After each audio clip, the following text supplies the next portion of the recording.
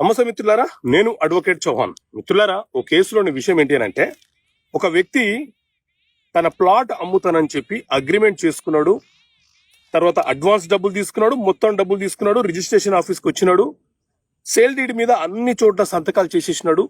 ఎప్పుడైతే sub registrar దగ్గరికి వెళ్ళి రిజిస్ట్రేషన్ ప్రాసెస్ కంప్లీట్ చేసే ముగింపు దశ వచ్చిందో ఆ సమయంలో నేను రిజిస్ట్రేషన్ చేయను అని చెప్పి తప్పించుకొని పారిపోయాడు. సో ఇలాంటి సందర్భం ఎదురైతే మనం ఏం చేయడానికి అవకాశం ఉంది? మిత్రులారా, మన దేశంలో రిజిస్ట్రేషన్ యాక్ట్ 1908 అనే చట్టం ఉంది.